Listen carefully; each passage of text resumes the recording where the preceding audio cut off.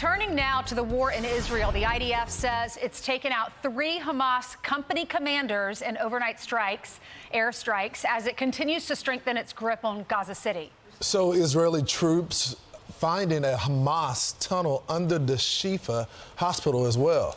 Well, that changes everything. That's what IDF has said for a while. Trey Yingst is live on the ground in southern Israel. And Trey, you know, a picture says 1,000 words, and the image of that military tunnel under the hospital says it all.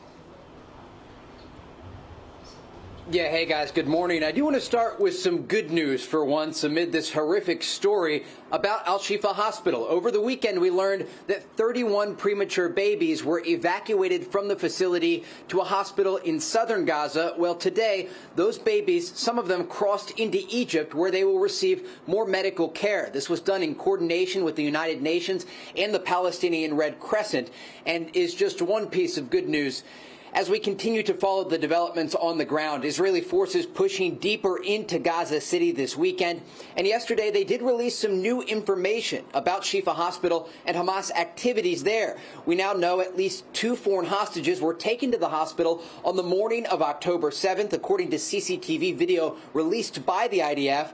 Those men, Thai and Nepalese workers that were flanked by Hamas gunmen. We are not showing the video out of respect for the families, but the revelation raising new questions about what international organizations knew about the operations within the hospital. Also overnight, the Israeli military, along with the Shin Bet security agency, released new video of the tunnel system they say is beneath the facility. The initial tunnel shaft, estimated to be around 30 feet deep, with a staircase, and it connects to a 160-foot tunnel that ends with a blast door.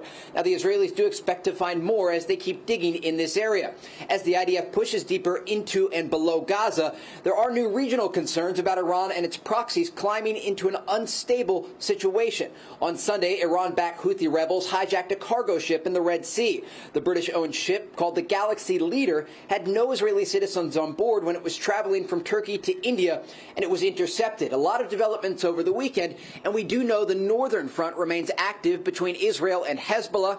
Over the weekend, dozens of rockets fired into northern Israel, and we understand alarms sounding once again this morning. Guys, back to you. You know, Trey, quick question. I was flipping the channels on the other networks, and we're talking about the Shifa Hospital, and after the report, the reporter said there's still no evidence that there's terrorist activity happening in the Shifa Hospital. So as someone that's been on the ground, has looked at the evidence, are you seeing evidence of terrorist activity inside of the Shifa Hospital?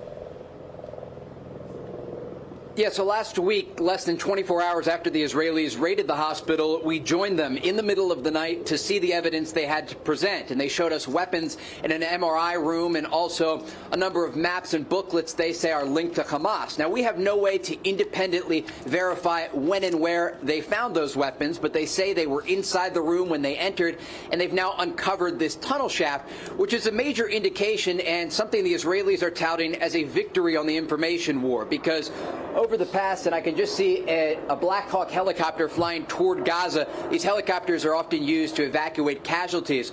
But in terms of this hospital, the tunnel system is something the Israelis have said for weeks existed underneath the hospital, and they are touting this as an information victory, supporting the claims that they put forward that Hamas was using the hospital not just as an area to treat Palestinian patients, but also as an area to launch military activities from.